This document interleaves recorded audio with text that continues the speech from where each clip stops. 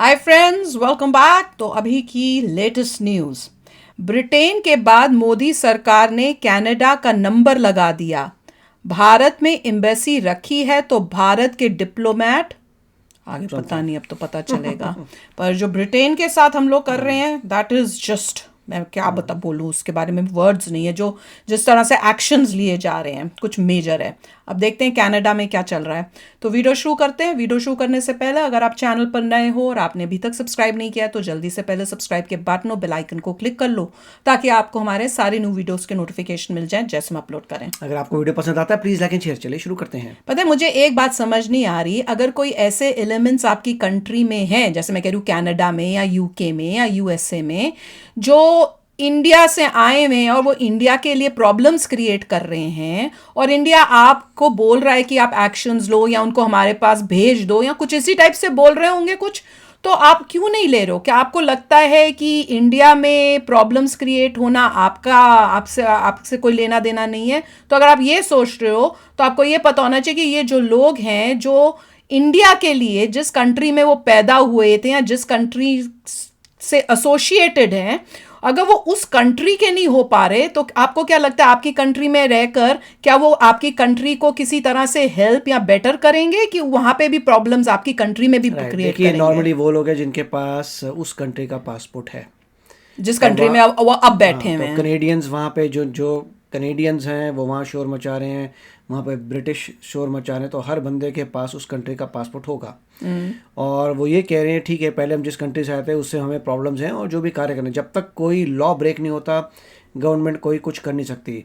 और जैसे ही वो वैंडलिज्म करते हैं लॉ ब्रेक कर देते हैं। जैसे उन्होंने वहाँ पे लठ मारा था, शीशे तोड़े थे, उन्होंने कर दिया लॉ ब्रेक। इमीडिएटली गवर्नमेंट को पकड़ लेना चाहिए उनको। अगर नहीं पकड़ा है, मुझे लगता है शायद नहीं पकड़ा है, इस वजह से इंडियन गवर्नमेंट अब गुस्से में आई है और ये इस स्टेप्स ले। मुझे तो जिन लोगों ने लॉ ब्रेक किया था उनको इमीडिएटली वहाँ की गवर्नमेंट को पकड़ लेना चाहिए, करना चाहिए। नहीं तो कल को वो अभी यहाँ कर रहे हैं, वो कल को आपके यहाँ पे भी कर सकते हैं जब उनको आपकी कोई बात बुरी लगेगी।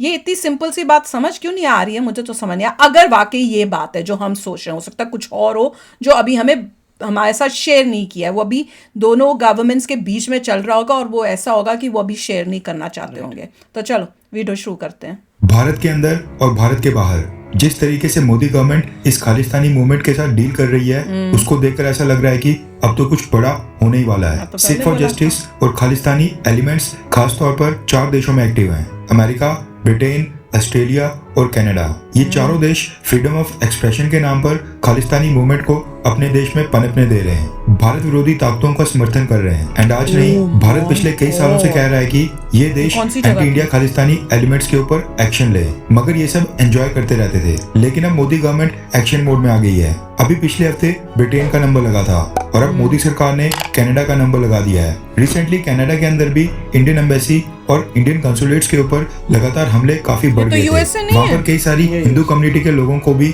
टारगेट किया गया था। एंड पंजाब में अमृतपाल सिंह के ऊपर एक्शन के बाद वहाँ पर खालिस्तानी एलिमेंट्स काफी वायलेंस के ऊपर उतर आए हैं। ब्रिटिश गवर्नमेंट की तरह कनाडा की गवर्नमेंट भी भारत की एम्बेसी और भारत के कॉन्सुलेट्स की सेफ्टी को इंश्योर करने में पूरी तरह से फेल साबित हुई है। ऐसे में भारत ने कनाडा के एम्बेसडर की क्लास लगाई है। रेफरेंस क्लब की स्क्रीन के ऊपर इंडियन एक्सप्रेस के आर्टिकल का स्क्रीनशॉट है, जिसके मुताबिक खालिस्तानी एलिमेंट्स को लेकर मोदी सरकार ने कनाडा के हाई कमिश्नर को सम्मन किया है। खबर निकल कर आ रही है कि पिछले कल देर शाम को कनाडा के एनवॉय को सम्मन किया गया था। भारत ने कनाडा से इस बात की एक्सप्लेनेशन मांगी है कि कैनेडियन पुलिस के होते हुए भारत की एम्बेसी और भारत के कॉन्सुलेट्स की सिक्योरिटी कैसे ब्रीच हुई। पुलिस की प्रेजेंस में खालिस्तानी एलिमेंट्स को भारत की एम्बेसी और कॉन्सुलेट्स तक पहुंचने कैसे दिया गया। भारत ने कनाडा के एनवॉय से कहा है कि इंडियन मिशंस के ऊपर हुए हमले में जो भी लोग आइडेंटिफाई हो गए हैं उनको अरेस्ट करके प्रोसिक्यूट किया जाए। इसके साथ ही भारत ने कनाडा को यह भी संदेश दिया है कि अगर कनाडा चाहता है कि भारत के डिप्लोमेट्स कनाडा के अंदर अपनी नॉर्मल डिप्लोमेटिक ऑब्लिगेशंस को पूरा करें तो कनाडा की गवर्नमेंट को उनकी सेफ्टी और सिक्योरिटी सुनिश्चित करनी पड़ेगी। इससे पहले मोदी सरकार ने कनाडा के हाई कमिश्नर को साल 2020 में समन किया था, जब कनाडा के प्राइम मिनिस्टर जस्टिन ट्रूडो ने भारत के फार्मर्स प्रोटेस्ट के ऊपर कमेंट करके दखल दी थी।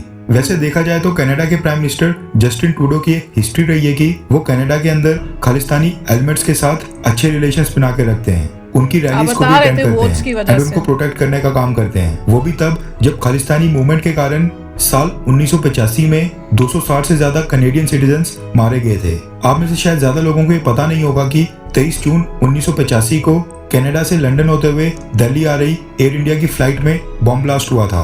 बब्बर खालसा नाम के खालिस्तानी आतंकी ग्रुप ने 1984 का बदला लेने के लिए एयर इंडिया की फ्लाइट में बॉम्ब प्लांट किया था, जो कि प्लेन के हवा में ही रहते एक्सप्लोड हो गया था, जिस वजह से 268 कैनेडियन सिटीजन्स, 26 ब्रिटिश सिटीजन्स और 27 इंडियन सिटीजन्स की जान गई थी। क्रू को मिलाकर 329 लोग मारे गए थे। उस समय भी सबसे ज्यादा नुकसान कैनेडियन सिटीजन्स का ही हुआ था। ये होता है जब कट्टरवादी ताकतें आउट ऑफ कंट्रोल हो जाती हैं। तो यही कहा। एम्बेसी और कॉन्सुलेट्स के ऊपर ये छोटे छोटे हमले कब ब्लास्ट, फायरिंग या फिर हाईजैकिंग में बदल जाएंगे ये पता भी नहीं चलेगा। अमेरिका, ब्रिटेन, ऑस्ट्रेलिया और कनाडा और इन सब देशों को ये बात समझ नहीं आ रही है। लास्ट वीक जब भारत ने ब्रिटेन के एम्बेसडर को समन किया था, उसके 2 दिन के बाद ही न्यू दिल्ली में स्थित ब्रिटिश हाई कमीशन के बाहर की आउटर सिक्योरिटी हटा दी गई थी। सारे बैरिकेड्स हटा दिए गए थे। ऐसे में अगर कनाडा की गवर्नमेंट खालिस्तानी एलिमेंट्स के ऊपर एक्शन नहीं लेती है तो क्या कनाडा की एम्बेसी के बाहर की आउटर सिक्योरिटी को भी हटा दिया जाना चाहिए? हाँ करेंगे फिर या वही। फिर ना? नीचे कमेंट करके अपनी राय जरूर बताएं। बहुत दुख हो रहा है ये सब देख के कि एक्शंस नहीं ले रहे हैं। वो जैसे बोला है ना कि अगर आप नहीं लोगे कल को वो आपकी कंट्री में खुद भी वहां पे भी प्रॉब्लम्स क्रिएट करेंगे।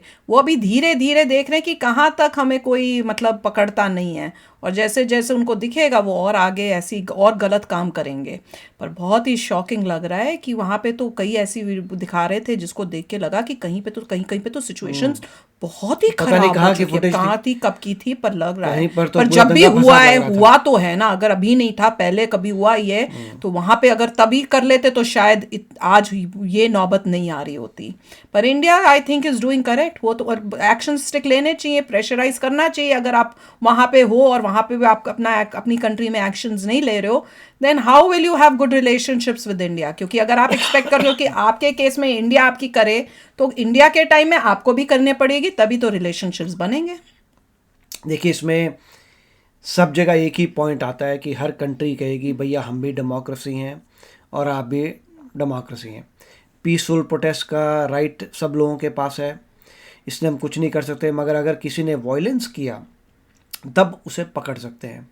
अब क्वेश्चन ये है कि वायलेंस के बाद क्या उन लोगों को पकड़ा गया? एग्जैक्टली। क्या उन्होंने इन्फॉर्मेशन दी इंडियन गवर्नमेंट को कि देखो भैया इस कैमरे में जो आप देख रहे हैं इनमें से ये 5 बंदे पकड़े गए हैं और ये उनकी डिटेल्स हैं, वो शेयर करिए। एग्जैक्टली। फिर इंडियन गवर्नमेंट कहेगी ओके फाइन, तुमने जितना भी कर सकते थे तुम लोगों ने किया है, विच इज़ वेरी नाइस। अगर कनाडा में पॉलिटिकल प्रेशर की वजह से इतना भी नहीं कर रहे तो प्रॉब्लम्स तो आएंगी फ्यूचर में। एग्जैक्टली। और इवेंचुअली जैसे इंडिया ग्रो कर रहा है इकॉनमी में, कनाडा को ही ज़्यादा लॉस होगा। तो अच्छा वीडियो था। बिल्कुल, आप भी शेयर करना अपने थॉट्स। चलते हैं, मिलेंगे नेक्स्ट वीडियो में बहुत ही जल्द। Till then take care and bye bye. तो अगर आप मेरे इस चैनल पे नए हो तो जल्दी से सब्सक्राइब के बटन को हिट करो और बेल आइकन को क्लिक करो, ताकि आपको मेरा जब नया वीडियो मैं लगाऊं आपको उसके बारे में जल्दी से पता चल जाए।